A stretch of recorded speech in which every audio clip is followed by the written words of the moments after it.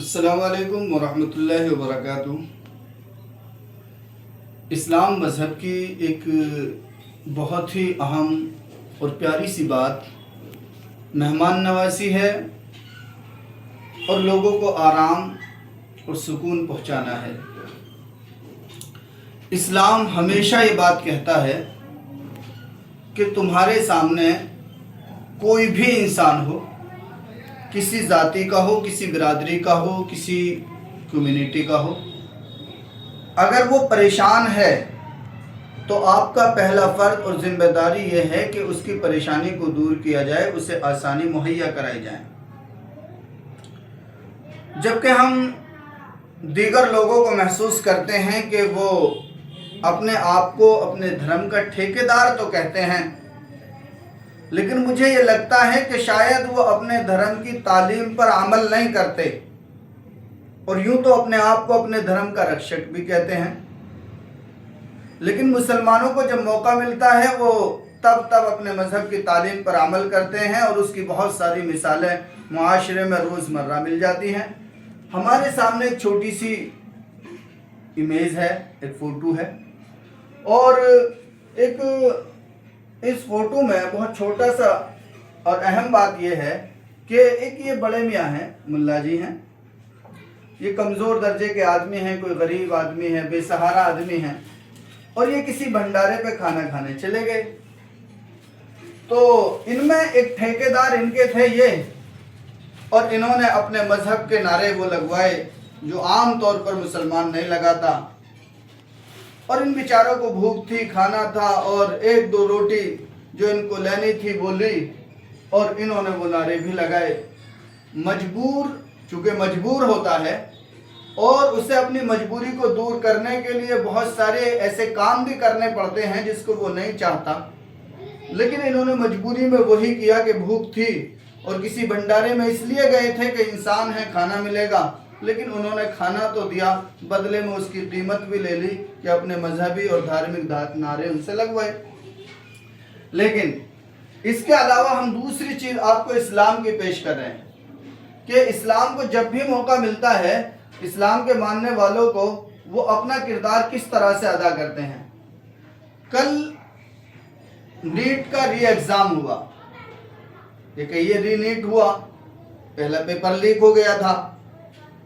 اب ملک کے کئی حصوں میں اپنے بچوں کو لے کر جانے والے والدین، پیرنٹس ایسی جگہوں پر پریشان تھے، گرمی تھی، کھڑے ہونے کا انتظام نہیں تھا، پانی کا انتظام نہیں تھا۔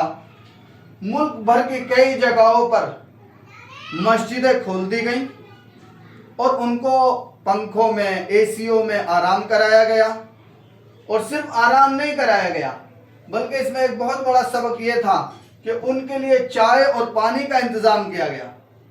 کسی کو کولڈ ڈرنک کی ضرورت تھی، کولڈ ڈرنک مہیا کرائی گئی، کسی کو چائے کی ضرورت تھی، چائے مہیا کرائی گئی، اور اس سے بھی ایک خوشنما اور بہترین جو سبق ہمیں دیکھنے کو ملا، یہ ہماری غیر مسلم بہت ساری مائیں بہنیں ہیں، یہ آرام کر رہی ہیں انہی مسجدوں میں۔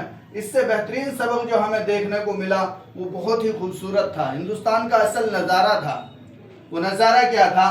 یہاں پر آپ دیکھ رہے ہیں کہ چند مسلم بیٹیاں ہیں، مسلم عورتیں ہیں، اور ادھر چند غیر مسلم بیٹیاں، عورتیں ہیں، اور ایک دوسرے کے مہندی لگا رہے ہیں، اور مسلم لڑکیاں ان کے مہندی لگا رہی ہیں، پیار میں، محبت میں، اخوت میں، بھائی چارگی میں۔ انہیں معلوم ہے کہ ہم ایک ایسے ملک کے باسی ہیں جس ملک میں بہت سارے کلچر ہیں، بہت ساری تہذیبیں ہیں، اور ہمارا ملک جنت نشان کے نام سے مشہور ہے، یا مختلف تہذیبوں کا گہوارہ ہے، مختلف قوموں کا مسکن ہے، تو لہٰذا اس گلدستے کو بچانے کی ضرورت ہے۔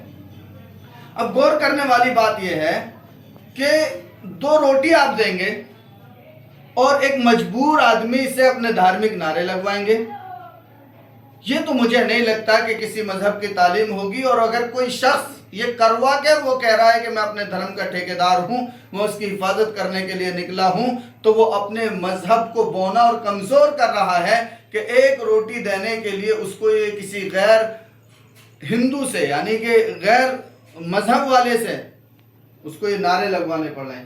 ہم خود اپنی بات بتائیں، آج سے 3 مہینے قبل ہم جس مسجد میں ہیں، جس جگہ سے ہم یہ ویڈیو گرافی کر رہے ہیں، यहीं पर एक राजू चौहान नाम का शख्स आया था। उन्होंने कहा कि भी हमें बड़ी दिक्कत है, परेशानी है और हम अपने घर जाना चाहते हैं। अब उनके पास पैसे नहीं थे, खाने का सामान नहीं था, 5 साल का एक बच्चा था, उनकी बीवी थी, खुद थे।